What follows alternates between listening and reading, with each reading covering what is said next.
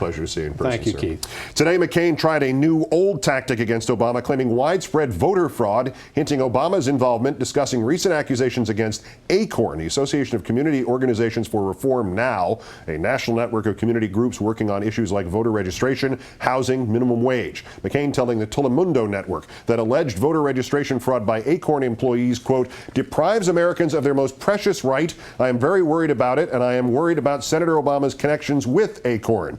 Specifically in Nevada, ACORN submitted voter registration forms including names of non-residents like Tony Romo, who happens to be the quarterback of the Dallas Cowboys, although there's been very little evidence of that the last 3 weeks. Anyway, today Obama was asked about his ACORN connection. First of all, my relationship to ACORN is pretty straightforward.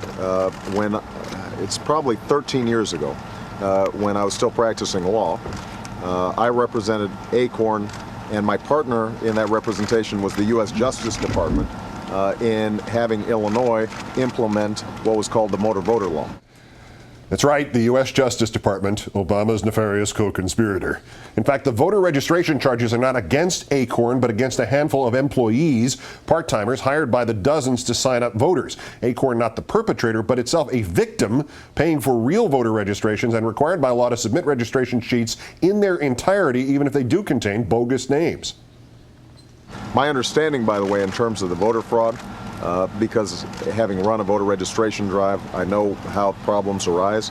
This is typically a situation where ACORN probably paid people to get registrations, and these folks, not wanting to actually register people, because that's actually hard work, just went into a phone book or made up names and submitted false registrations to get paid. So there's been fraud perpetrated on probably ACORN if they paid these individuals and they actually didn't do registrations. But this isn't a situation where there is actually people who are going to try to vote because these are phony names. And you know, it's doubtful that Tony Romo is going to show up in Ohio to vote. Well, he's not busy doing any quarterbacking. Even though non-existent voters obviously cannot vote, McCain's tactic, not a new one. For the past several election cycles, Karl Rove and other GOP insiders have used trumped-up claims of widespread voter registration fraud to imply widespread voter fraud and justify clampdowns and laws that let them purge thousands of real voters from the rolls. Most of those fired U.S. attorneys having lost their jobs, in fact, after resisting White House pressure to pursue voter registration cases, despite Justice Department guidelines against filing such charges during election run-ups because it smacks of, gosh, politics. Fired prosecutor David Iglesias later revealing that even the Justice Department knew those cases were bogus. In fact, while McCain loudly implies some sinister meaning to Obama's ACORN ties of 13 years ago, Mark Ambinder of The Atlantic reporting today that McCain's campaign secretly asked the Montana GOP in vain to stop its current attempt to purge thousands of voters from the rolls. And what of McCain's own ties to ACORN, not 13 years ago, but 2 years ago? McCain was the keynote speaker at a rally co-sponsored by ACORN. In a tape obtained by Ambinder, a speaker identifies ACORN as a sponsor, and ACORN's red-shirted members are seen in great number, and McCain is heard giving ACORN hell for their nefarious deeds. What makes America special is what's in this room tonight. That's what makes America special. That's telling him. According to Ambinder, McCain chief counsel Trevor Potter argued this spring against using the GOP's old voter fraud claims this year because in 2004 and 2006, they backfired. Let's turn now to former GOP operative Alan Raymond, who did time for trying to suppress the 2002 New Hampshire vote and wrote about it in How to Rig an Election, Confessions of a Republican Operative. Thanks again for joining us tonight, Alan. You're welcome, Keith. Assess this McCain claim here for us. Made up names on voter registration sheets. Is it a threat to democracy or is it just a Republican talking point? No, it's a talking point and it's a ruse, and frankly, it's irresponsible. This type of thing happens all the time. It's not systemic. The reason it's happening is because these folks who are circulating petitions to get people registered are paid by a quota. And frankly, you know, a lot of these folks are the unemployable. I've hired them to do ballot access petitions.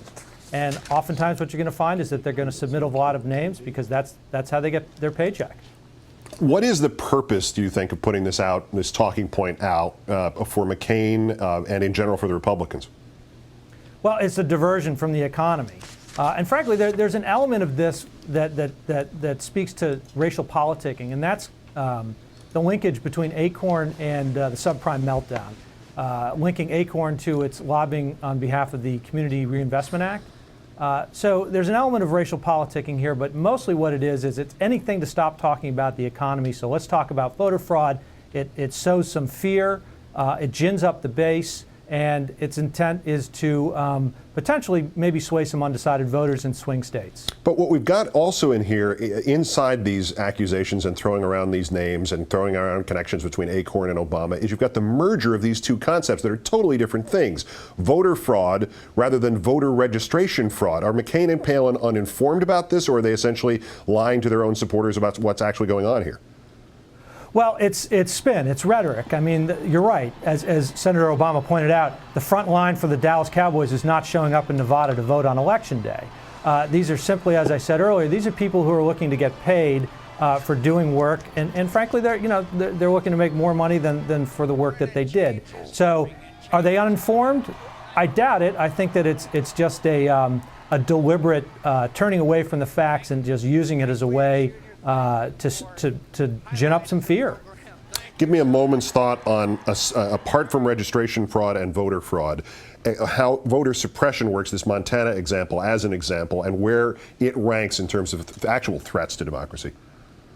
Well, again, I mean, what are we talking about, threats to democracy? I think that what you need to look for is systemic efforts to suppress votes. And where you find those is, for instance, in 1981 in New Jersey, where the Republican Party hired off-duty police officers to stand in urban polling places with their sidearms clearly visible with the intent to scare off voters. So I think you need to be more worried about those things than you do about people trying to slip in some false registrations because they want to make a few more dollars. Although at least the Dallas Cowboys fans would like to know where Tony Romo is if he's neither in Nevada nor in Dallas. Alan Raymond, the author of How to Rig an Election, thank you again for your time, sir.